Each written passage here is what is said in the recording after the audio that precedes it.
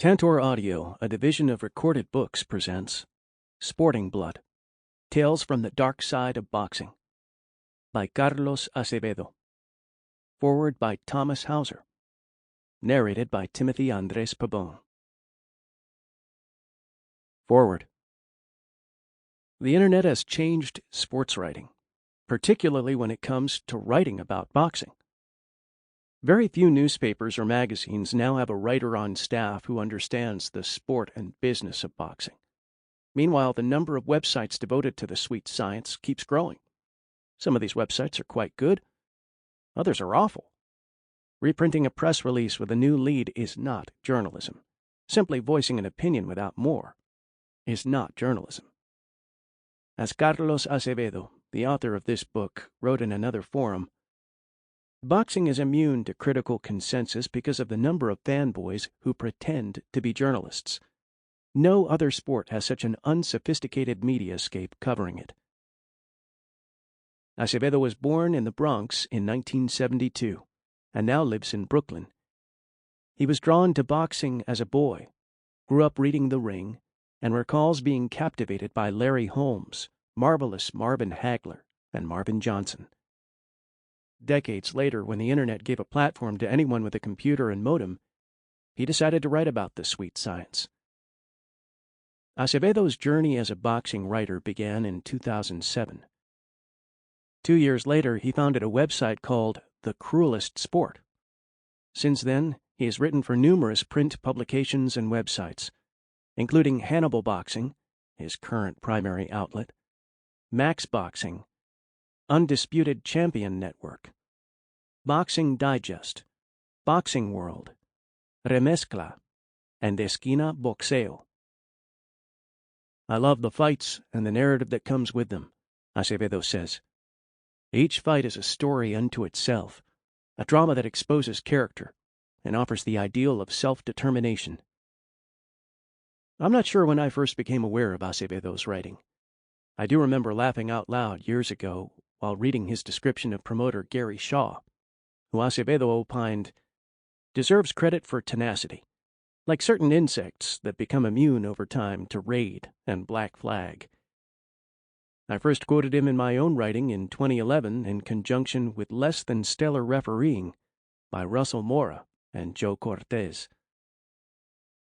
Incompetence is usually the answer for most of the riddles in boxing.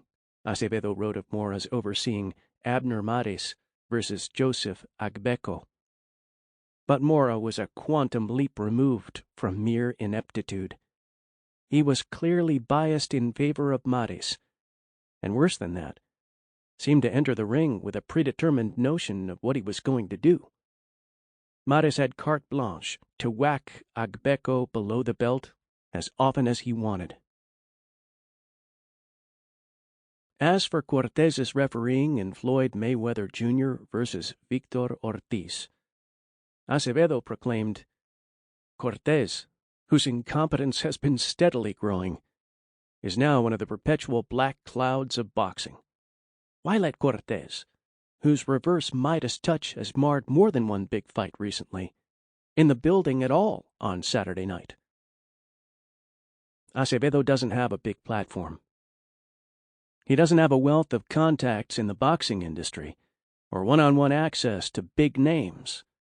In part, that's because he has never compromised his writing to curry favor or ingratiate himself to the powers that be to gain access or ensure that he receives press credentials for a fight. But Acevedo has several very important things going for him. 1. He appreciates and understands boxing history. 2. He has an intuitive feel for the sport and business of boxing. And 3.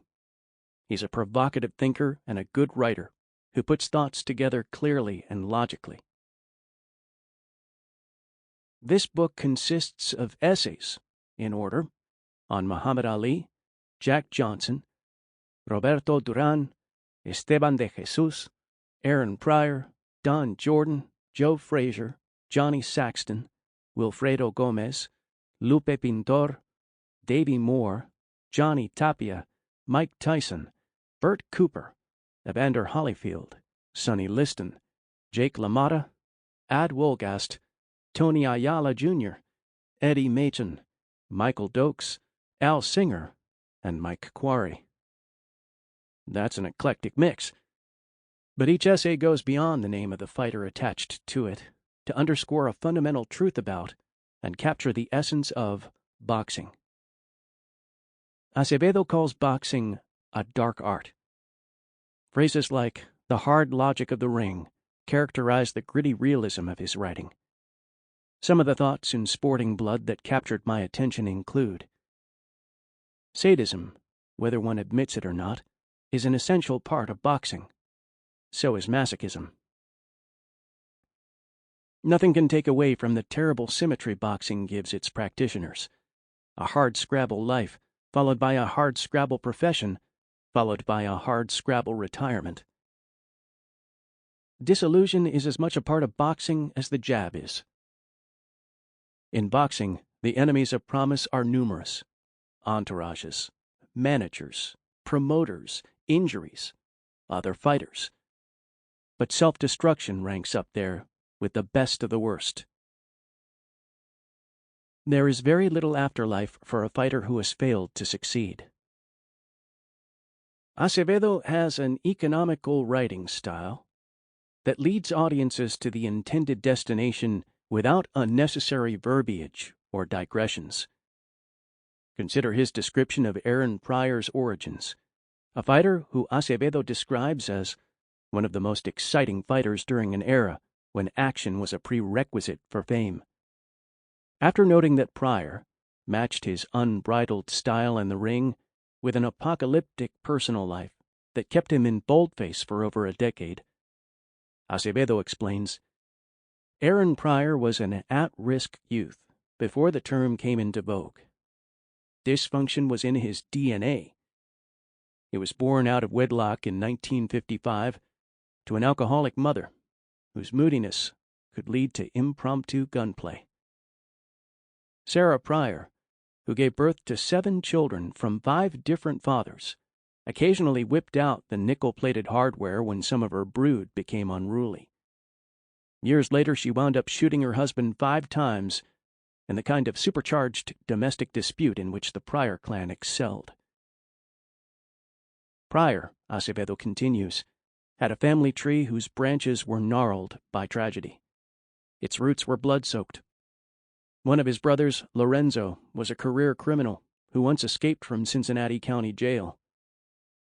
Lorenzo eventually wound up doing hard time for an armed robbery conviction in Ohio. Another brother, David, became a transsexual hooker. His half-brother was shot and paralyzed by his father. His sister, Catherine, stabbed her lover to death, as if to solidify the epigenetics involved in the Pryor family and to concretize the symbolism of the phrase vicious cycle. Sarah Pryor had seen her own mother shot and murdered by a boyfriend when Sarah was a child. In a little more than 200 words, Acevedo has painted a portrait. Do you still wonder why Aaron Pryor has trouble conforming to the norms that society expected of him? In a chilling profile of Tony Ayala Jr., Acevedo writes, in the ring, he was hemmed in by the ropes. For more than half his life, he was trapped behind bars. The rest of the time, he was locked inside himself. Ayala spent 2 decades in prison in conjunction with multiple convictions for brutal sexual assaults against women. Acevedo sets up the parallel between Ayala's misogynist conduct and his ring savagery, with a quote from the fighter himself about boxing. It's the closest thing to being like God, to control somebody else, Ayala declared. I hit a guy and it's like, I can do anything I want to you. I own you. Your life is mine, and I will do with it what I please. It's a really sadistic mentality. But that's what goes on in my mind. It's really evil. There's no other way to put it. I step into that dark, most evil part of me, and I physically destroy somebody else, and I will do with them what I want. Acevedo also has a gift for dramatically recreating the action in classic ring battles. After recounting the carnage that Ad Wolgast and Battling Nelson visited upon each other on February 22, 1910, he observes, "What Wolgast and Nelson produced was not in retrospect a sporting event, but a gruesome reminder of how often the line between a blood sport and bloodlust was crossed, during an era when mercy was an underdeveloped concept in boxing." A vivid description of the December 3, 1982 title bout between Wilfredo Gomez and Lupe Pintor is followed by the observation, "At the core of these apocalyptic fights, where two men take turns punishing each other from round to round, lies the question of motivation. Not in the sporting sense, that is, not in the careerist sense or anything so mundane as competition, but in an existential sense. And while boxing lends itself far too often to an intellectual clam chowder, common ingredients, social Darwinism, atavism, gladiatorial analogies, talk of warriors, the fact remains that what Gomez and Pintor did to each other under the socially sanctioned auspices of entertainment bordered on madness. This is powerful writing. Enjoy it." Thomas Hauser, New York City, January 2020. A Ghost Orbiting Forever. Muhammad Ali, 1942 to 2016. We were between TV sets for a while back then, touch and go during the running on empty era, living just off Bathgate Avenue in the midst of an asphalt hell. When was that? Was it 76 or 78? Who can tell? The Mets were awful. Gerald Ford told us all to drop dead. Seething Travis Bickle had already painted the East Village red, and Howard Cosell, using his best nasal twang, intoned, "Ladies and gentlemen, the Bronx is burning." By then they had even torn down the L, leaving us marooned among the arson ruins, the Latin crowns and the golden guineas, Son of Sam and gaudy newsprint, the blackout of 77 and the anarchy steaming in its wake. We had little in those days, less than that, maybe. But my dour old man bought me an Alley Superman DC special from a corner newsstand on Fordham Road. Then, long nights by the windowsill, street lamp and moonlight igniting the stillness. There he is, again, back to haunt, a real-life superhero, a black man no less. God damn. In the middle of what looked like 0 hour. Call that a revolution, if you want. Know that the life of this world is merely a sport and a pastime. The Quran. During his exile years, from 1967 to 1970, Muhammad Ali barnstormed the college lecture circuit and performed ministerial duties for the Nation of Islam. He starred in an off-Broadway play. He filmed a bizarre fantasy sequence against a toupee-wearing Rocky Marciano in a computer-generated matchup whose algorithm, like something Hal might have calculated with sinister intent, determined that Marciano would score a late-round TKO. Ali reinforced his fame as well as his ideas on national television so often, he probably logged more screen time than Ed Sullivan or Michael Landon. There he was, Descent with pizzazz, razzing Jack Parr, Jerry Lewis, William F. Buckley, Joey Bishop, Merv Griffin, and David Frost. He appeared on Face the Nation and on PBS, where more than once he expressed admiration for notorious segregationist George Wallace during an interview. Although Ali was part of the roiling zeitgeist, his stance on the Vietnam War was slightly ahead of its time. There were teach-ins across the country in 1965, but the Ballad of the Green Berets was at the top of the pop charts a year later, and Operation Rolling Thunder had not yet galvanized the general public. By the end of 1965, there were 184,000 U.S. soldiers in Vietnam, 4 years later, that number reached 542,000. Privately, President Lyndon B. Johnson referred to Vietnam as a raggedy-ass, fourth-rate country. I ain't no Christian. I can't be. When I see all of the colored people fighting for forced integration getting blowed up, they get hit by stones and chewed up by dogs, and they blow up a Negro church and don't find the killers. I get telephone calls every day. They want me to carry signs. They want me to picket. They told me it would be a wonderful thing if I married a white woman, because this would be good for brotherhood. I don't want to be blown up. I don't want to be washed down sewers. I just want to be happy with my own kind. I'm the heavyweight champion, but right now, there are some neighborhoods I can't move into. I know how to dodge booby traps and dogs. I dodge them by staying in my own neighborhood. I'm no troublemaker. I don't believe in forced integration. Muhammad Ali, 1964. That a naive young man who fainted after getting his first kiss from a high school sweetheart would someday turn into the most prominent member of a Lucifagos sect is hard to imagine.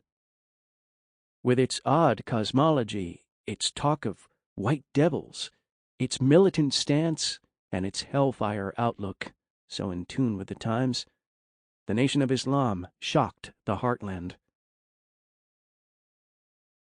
Ali kept boxing out of the cultural dustbin in the mid-1960s, when network television all but abandoned the red light district of sports in the wake of the Kefauver hearings and the tragic live-feed battering of Benny Paret.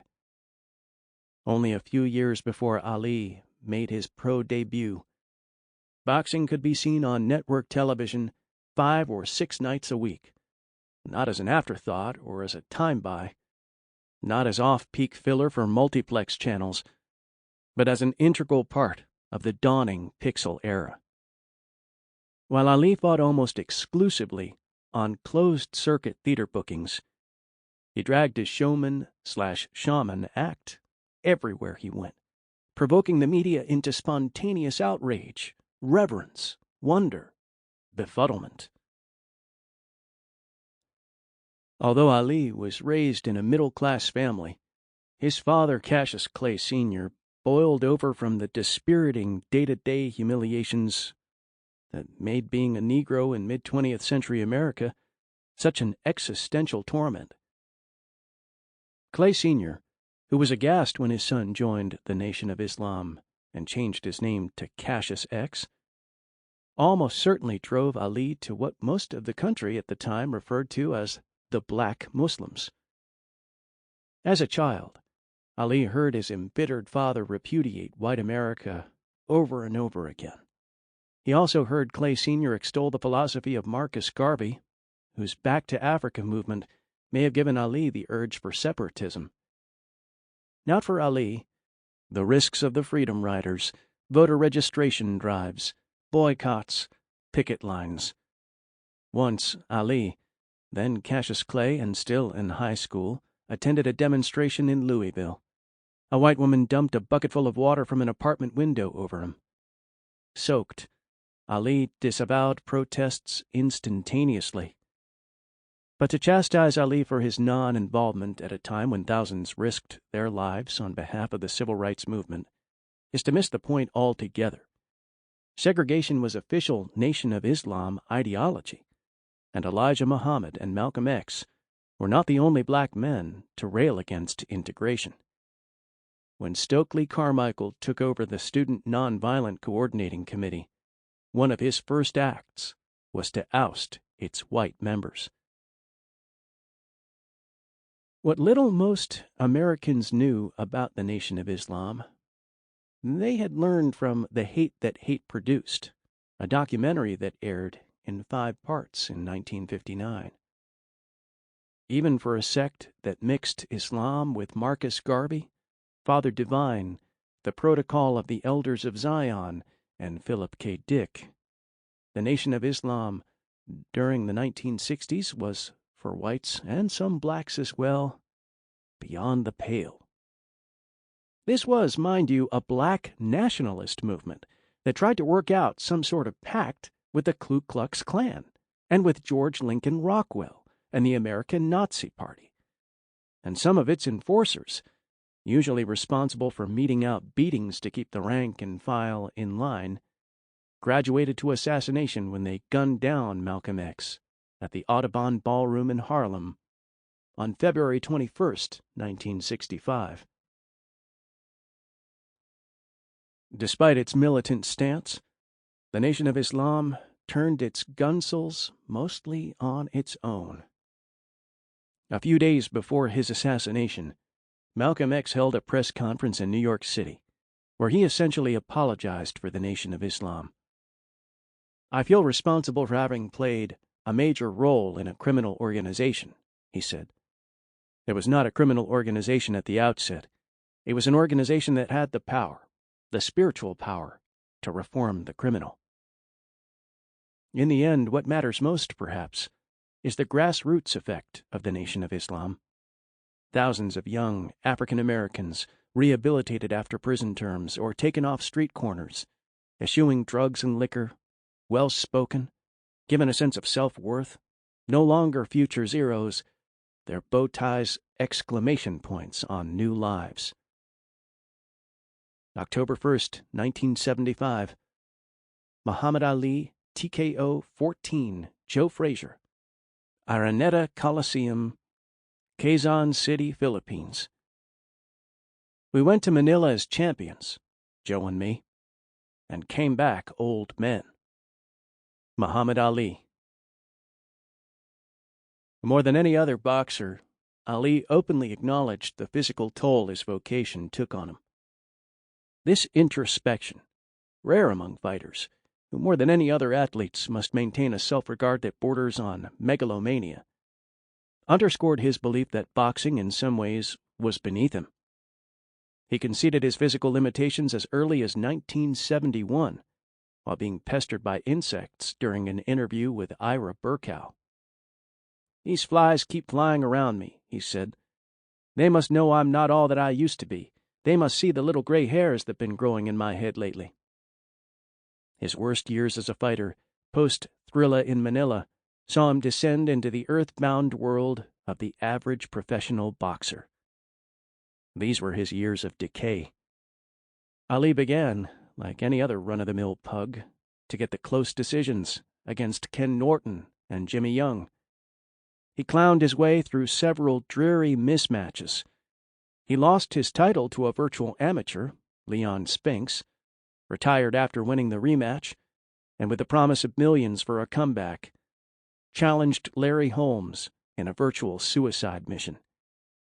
Already he was beginning to show signs of the damage common to fighters who do not acknowledge the hazards of their trade. While magazines urged him to retire, his celebrity status paradoxically grew, particularly among literateurs, ideologues, and the same people he once terrified as a cohort of Malcolm X, Middle America. By the mid-1970s, Ali was co-opted by the mainstream, and his new ubiquity was based on the very same capitalist dream machine the rebellious 1960s looked to undermine. Ali was in the movies. Ali had his own Saturday morning cartoon. Ali starred on television. Ali earned sponsorships from Decon, Batteries, and Belova. With the radical chic sheen now gone, Revolution Road in America hit a dead end in 1981 with the final explosive dissolution of the Weather Underground and the Black Liberation Army. Ali was safe enough, sanitized enough, for Madison Avenue and Mego. In 2003, Bill Ayers showed up at the Film Forum in New York City for a Q&A after a screening of The Weather Underground. He was a harmless-looking man, soft-spoken, wearing glasses and 2 earrings. Someone in the audience asked him about the sexual habits of revolutionaries on the run. What separated Ali from the contemporary fighter, an unusual species of blowhard, was his willingness to concretize his boasts where it mattered most, inside the ring. Yes, Ali was an unstoppable braggart, a man whose self-aggrandizement, which preceded his social consciousness by several years, was too often conflated with racial pride. But there was little disconnect between his proclamations and his achievements. Not only did Ali face the very best heavyweights of two eras, but he also faced a slew of tough contenders whose own legacies were stonewalled by the fierce competition of the 1970s. Ken Norton, Ron Lyle, and Ernie Shavers. When Ali returned from his exile, which lasted 3.5 years, he faced the #1 ranked heavyweight in the world, Jerry Quarry. What Ali did in the ring was not revolutionary for the simple fact that not a single distinguished heavyweight in his wake could reproduce his style. In a way, Ali was like Dizzy Gillespie, whose virtuosity, one step beyond, could not be duplicated or surpassed for nearly 30 years, or until John Faddis began hitting notes not even Gillespie could reach in his prime. Of course, there were variations on the Ali style among the heavyweights. Think of flashy Greg Page and flamboyant Michael Dokes. But for the most part, smaller fighters adopted its main ingredients. The closest a heavyweight came to successfully incorporating the Ali method may have been jab and dance master Larry Holmes, who sparred with Ali in the early 1970s and went on to butcher the greatest in one of the saddest spectacles ever seen in a boxing ring. But the flashpoint reflexes, the improvisatory moves, the stamina needed to dance gracefully for 15 rounds, the explosive hand speed, the decking, dodging, and darting, all done seemingly in double time. These had never been seen before among the bigger divisions. After all, his aspiration as a fighter was madness, to resurrect Sugar Ray Robinson as a heavyweight. More influential, of course, was his personality, part vaudeville, part wrestling routine, part mad preacher, part the dozens. Egotism, insult, exhibitionism, incivility. Ali changed boxing in more ways than one. Even during the most primitive era of prize fighting in America, when fights to the finish were common, a certain amount of gentility was expected. When John Morrissey defeated John C. Heenan to retain his heavyweight title in a gruesome slugfest in 1858, the occasion, blood-soaked or not, called for a strange ritual etiquette. All the courtesies of war followed with the utmost grace at the end of the close of the fight. Morrissey was carried over to his fallen foe, and in the French style, kissed his hand in token of his valor.